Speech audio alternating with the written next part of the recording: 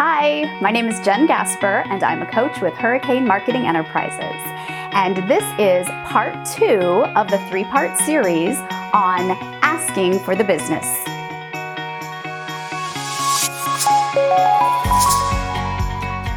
If you didn't catch part one of the series, you need to go back and watch that first.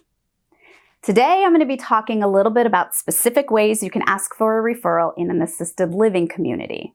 Now, I don't know if anybody else out there is like me, but when I first started in the industry, working within the assisted living communities was the hardest for me to wrap my head around. I thought to myself, well, they're already paying to be in an assisted living community. They're getting the services such as help with the bath or medication administration or even transfers at some point. Why would they need our services? But it wasn't until I really stopped to think about the different clients that we are working with and how we are helping them in an assisted living community. I also found many times that sometimes my marketing representatives within that community, they didn't understand how our services could be beneficial within them as well. And so it took me to go and help train them with the words I used for asking for a referral to make them think, gosh, we really could use your services for this resident or that resident. And so now I'm going to give you some things that you can say to help paint that picture in their mind of who they might be able to send you as a referral. We worked with a lot of clients with dementia, as I'm sure you all do. And so if you think about all the different things that people living with dementia struggle with, you can be a super support in their lives. And so after you've done that lunch and learn in service on perhaps your dementia specialty program, you can go in there and say something like, we just finished dementia certified training for 5 of our caregivers. If you know of anybody that's living in your community right now who could use the support of a dementia certified care specialist, let me know. We are happy to talk with the families about the things that we can provide and the services that we can give them wrapping around what they're already getting within your community.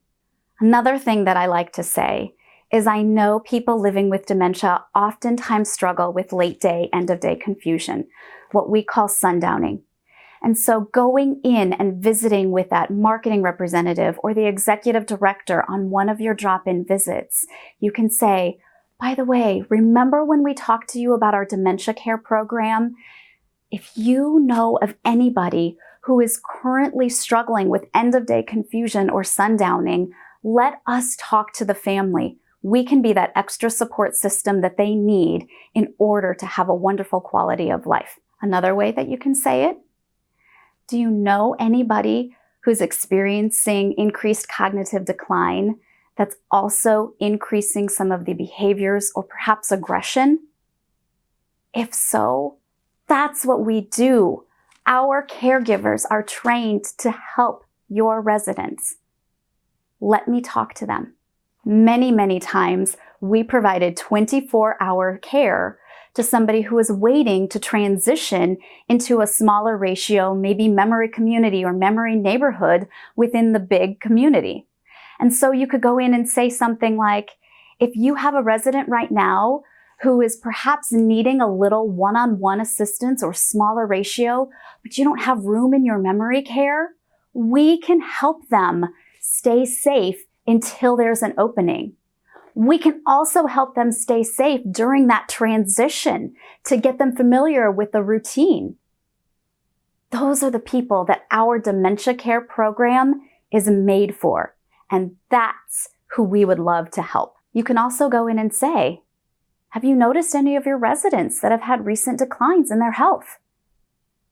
That's a very general way to ask for a specific referral. And again, you're not going in and saying, hey, who can you refer to me today? You are painting the picture, and that's what it's all about. These things need to be asked regularly and consistently. And that's the only way that you are going to start gaining the business after your lunch and learn in service. You've done a great job with that.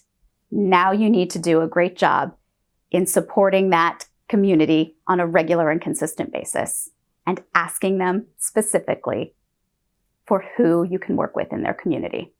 I'm going to stop for there today, but part 3 will be coming up, and I'm going to be talking again about assisted living communities and how you can help them think outside of the box with people who are not yet living in their community. You won't want to miss it until part 3 next time. Just say yes. You have to come. Oh, definitely go. I would say come. Absolutely do it. Don't even think about it. Come to the event. Without a doubt, do it. It's a worthwhile investment. Go. You need this.